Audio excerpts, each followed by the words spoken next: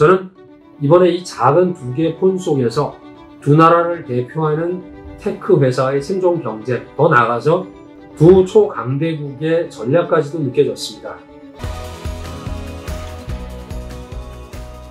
샤이 클래스 캡틴 신입니다. 추석 직전에 같은 날에 미국과 중국에서 아이폰 16하고 메이트 XT의 발표회가 있었습니다. 들으셨겠지만 애플이 베이징 시간으로 9월 10일 새벽 1시였는데 화웨이는 당일날 오후에 했으니까 이건 정면 승부를 선언한 겁니다.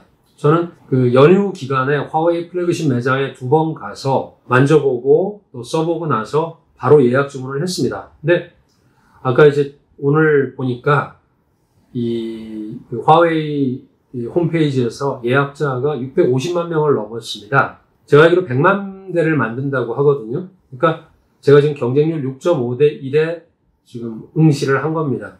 물론 계약금을 안 받으니까 허수도 있고 또 이거 웃돈 얹어서 팔아먹으려고 하는 소위 말하는 여기에서 말하는 이 누런소, 광리우도 있겠지만 그 화제성 하나만으로도 이 브랜드 이미지가 상승하는 효과를 주는 것은 분명한 것 같습니다. 두 제품의 뚜껑이 딱 열리니까 적어도 중국에서는 화웨이가 훨씬 더 주목을 받았습니다. 그냥 이걸 단순히 중국인의 애국심, 국뽕으로만 볼 수 없다는 게 저의 판단입니다. 애플이 칩셋 그 퍼포먼스 업그레이드하고 또 화웨이는 제조 공정상의 그 혁신으로 기술 열세를 만회해서 이 중국하고 미국이 기술 전쟁의 대표 주자로서 두 회사가 서로 자산을 부각시키는데 사실 화웨이가 더 성공한 것 같습니다. 화웨이의 그 메이트 XT 그 리뷰 영상들이 엄청나게 쏟아졌고 아미 시장에서는 한 대당 10만 위엔 이상 2천만 원까지 가격이 치솟았다고 합니다. 누가 사는지 모르겠지만요. 근데 어쨌건 간단히 제품만 비교를 해보면 아이폰 16 프로 맥스의 화면이 6.9인치라 그러니까 조금 커진 것 같고 3나노 칩에 A18 칩을 탑재를 했고 또 4K 동영상 촬영을 한다고 하니 역시 그 현존하는 최고의 기술을 가지고 그래픽이라든가 또 머신러닝이라든가 AI 기능 등이 굉장히 강력해 보이긴 합니다. 다만 성능은 차고 넘치는데 보여주는 혁신은 좀 부족하고 또 메모리 업그레이드도 좀 소극적인 것 같고 외관은 더 변화가 없는 것 같습니다. 그래서 아이폰 16에서 A18 그 바이오닉 칩이라 그러나요? 이걸로 이제 게임 등의 성능을 향상시키겠다는 것이긴 하지만 애플 인텔리전스나 또 중국어 버전, 한국어 버전 전부 다 내년 이후에나 출시된다고 하는데 가격은 중국에서는 13,999원이거든요. 그러니까 이것도 거의 한 240, 50만 원 되는데 이렇게 비싼 값에 왜 사야지 이런 의문을 제기를 합니다. 쓰지도 못하는데. 그리고 또 제 주변에도 애플 골수팬이 많고 저도 애플을 갖다가 계속 쓰고 있지만 이 기기 교체 빈도가 참 눈에 띄게 줄어들었고 저도 잘 안 바꾸고 있거든요. 14를 그대로 쓰고 있는데 그 가장 큰 이유가 주변의 사람들 얘기는 새폰스럽지 않다. 이런 이유가 좀 많이 있습니다. 근데 화웨이는 2번 접어서 3면이 나오는 그 트리플 폴더 폰, 그 메이트 X는 화면 크기가 이제 다 폈을 때 한 10.2인치에다가 이게 두께가 저는 좀 놀랍더라고요. 두께가 다 폈을 때 3.6mm고 접었을 때 1.3cm인데 무게가 298g입니다. 그러니까 주머니에 싹 들어가도 그렇게 부담 없는 그런 그 크기의 무게인데 태블릿 PC, 즉 주머니에 들어가는 태블릿이라는 스토리텔링이 지금 여기서는 먹히고 있는 것 같습니다. 거기다가 수십 대 프로토타입으로 만드는 거는 그거하고는 차원이 다른 이게 세계 최초의 대량 생산에 들어갔습니다. 또 기존의 그 폴더블 폰들이 정사각형 또는 3대4 비율로 그 영상의 그 내 테두리에 검은 그 선, 테두리가 생기면서 화면이 상당히 낭비가 됐었는데 그 문제를 좀 줄여가지고 화면의 크기가 거의 아이패드에 근접한다고 합니다. 직접 봤을 때도 좀 그런 것 같고요. 그리고 고성능과 저전력 기술과 AI 그리고 5G에 최적화된 그런 사양에다가 비즈니스 용도에 적합하고 또 직접 만져보니까 굉장히 그 고급스러운 디자인이어서 특히 이제 남성 전문직이나 고위직 사람 그런 남자들한테 인기가 클 것 같습니다. 왜냐하면 좀 크기 때문에 또 하나 특징이 이제 산과 바다, 뭐 사막 같은 데 신호가 안 잡히는 데서 위성전화로 바로 연결이 되니까 그것도 셀링 포인트가 되긴 하는 것 같습니다. 트리플 폴더폰 자체가 사실 기술적 장벽이 그렇게 높지는 않죠. 근데 현존하는 가장 얇은 두께와 무게로 양산을 한다. 이것은 확실히 그 화웨이의 기술력을 어느 정도 보여준 것 같습니다.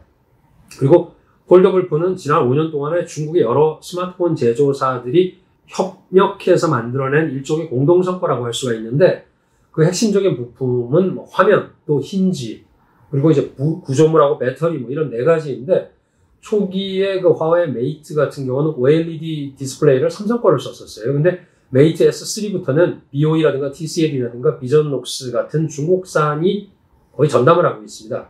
현재 중국의 오포의 그 파인드 N 시리즈라든가 비보의 X 시리즈 그리고 샤오미의 믹스 플래그십 시리즈 뭐 이런 거는 전부 다 자국산 디스플레이를 쓰고 있습니다. 메이트 X의 그 힌지, 그 연결하는 그 경첩 같은 거는 신천에 장장되어 있는 따푸크지라는 그런 그 동관에 있는 기업이 제공을 하고 있는데 지금까지 중국에서는 그 50여 개 이상의 폴더블 폰이 출시가 되어 가지고 상당히 그 성숙한 공급망이 구축이 되어 있는 것이 이번에도 드러났습니다. 폴더블 폰은 결국 휴대폰을 얇게 만드는 과정이고 그래서 이 가운데 들어가는 힌지 이게 중요한데 종이를 접듯이 화면을 접어버리면 화면이 손상될 수 있기 때문에 공간을 남겨서 이 화면을 보호를 해야 되는데 화웨이가 쓰는 방식은 삼성하고 좀 다른 그 주름이 더 적은 물방울형 힌지라는 것을 채택했다고 하는데 이게 이제 그 정밀도가 높고 제조 공정이 좀 복잡하다고 합니다. 그래서 폴더블 폰으로 그 지금 현재 수익을 내고 있는 기업은 그나마 삼성하고 화웨이 2개 정도이고 다른 메이커들은 전부 다 손해를 보는데 이게 보증 기간에 수리해주는 것만도 굉장히 큰 손해라고 합니다. 또 웨이트 그 XT도 단기 수익보다는 브랜드의 영향력을 강화하면서 이후에 출시될 제품의 기반을 다지려는 목적이 더 크다고 할 수가 있습니다. 그래서 웨이트 XT가 돈을 벌지 못할 수도 있습니다. 근데 이제 금년에 2분기 기준으로 폴더블 폰의 판매는 화웨이가 27%가 조금 넘었고 삼성이 16%니까 삼성을 제끼고 화웨이가 세계 1등이 됐다고 하죠. 중국 전체 스마트폰 시장에서는 애플이 6위로 떨어지고 화웨이는 3위로 올라갔습니다. 이 참 미국의 그런 엄청난 제재에도 불구하고 이론의 성과라는 거는 인정을 해줘야 될 것 같습니다. 다만 폴더블 폰만 보면 2분기에 전 세계 스마트폰이 2억 9천만 대, 3억 대 조금 덜 팔렸는데 그 중에서 폴더블 폰은 뭐 1% 조금 넘는 시장 점유율에 불과하다고 하더라고요. 그리고 이번에 그 메이트 XT의 단점도 분명히 명확합니다. 첫째 가격입니다. 가격이 19,999원이 제일 싸고 사양에 따라서는 24,000원, 25,000원까지 갑니다. 그러니까 태블릿과 휴대폰이 합쳐진 거긴 하지만 이 둘의 가격이 거의 370만 원에서 한 거의 470, 80만 원까지 됩니다. 그러니까 이게 양산 엄청나게 많이 팔릴 것 같지는 않고요. 그런데 일정한 그 수율을 유지하려고 하니까 사실 이게 비용 상승의 그 근본적인 원인이 되었을 것입니다. 근데 향후에 제조 수율이 더 올라가면 아마 이제 가격은 조금 하락하겠지만 크게 많이 떨어질 것 같지는 않습니다. 두 번째 단점은 CPU가 7나노인 기린 9010이죠. 이 성능이 이제 그 퀄컴의 드래곤, 스냅드래곤이나 그 스냅드래곤의 888이라는 모델인데 그거보다 약간 나은 수준이라고 합니다. 하지만 아이폰 16의 이 3나노보다 두세 대나 뒤처지니까 이게 컨텐츠 제작이라든가 영상 편집이나 또 화질 등 이런 걸로 볼 때는 애플하고 비교가 안 될 겁니다. 세 번째가 제일 저는 좀 걱정스러운 건데 발열입니다. 7나노 공정 칩셋이라는 게 3나노보다 발열이 더 크고 또 두 번 접는 그 트리플 그 폴더폰이니까 이렇게 접는 만큼 열이 같이 있는 거 아니겠습니까? 그래서 만약에 최신 게임을 뭐 풀로 구동을 할 때에는 온도가 40, 거의 50도까지 올라갈 수도 있어서 이 원활한 구동이 어려울 수도 있습니다. 다만 진짜 과열에 문제가 생길지는 실제로 테스트를 해봐야 써봐야 안다고 하니까, 근데 이제 출시한 거 보면은 그렇지 않을 수도 있다, 뭐 이런 분석도 있습니다.